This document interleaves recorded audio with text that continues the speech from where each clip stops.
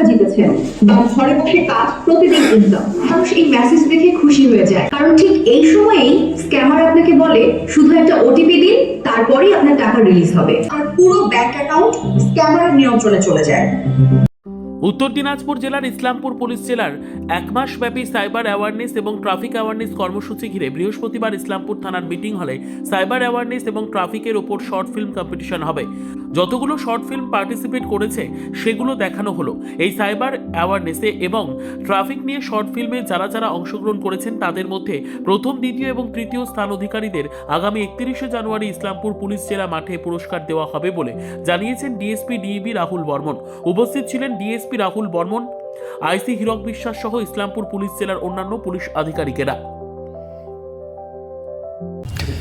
আমরা জানুয়ারি মাসে 8 তারিখ আমাদের cyber crime and traffic awareness মান্থের সূচনা করেছিলাম।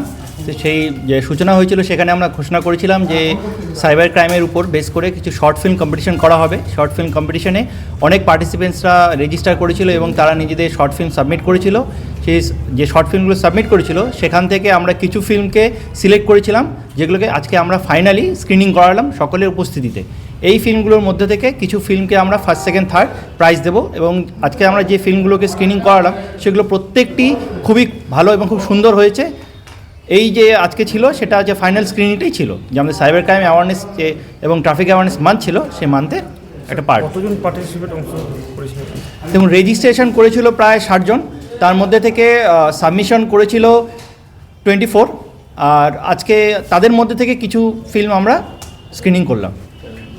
স্যার, তাদের মধ্যে কি পুরস্কার দেওয়া হবে? হ্যাঁ, পুরস্কার দেওয়া হবে। পুরস্কার বিতরণ করা হবে আগামী 31শে জানুয়ারি আমাদের তিস্তাপল্লীর যে মাঠ আছে সেই মাঠে। সেই পুরস্কার বিতরণের মাধ্যমেই আমাদের যে সাইবার ক্রাইম এবং ট্রাফিক অ্যাওয়ারনেস মান্থ 2026 ছিল সেটার সমাপ্তি ঘোষণা করা হবে। ব্যুরো রিপোর্ট, উত্তর বাংলা সংবাদ।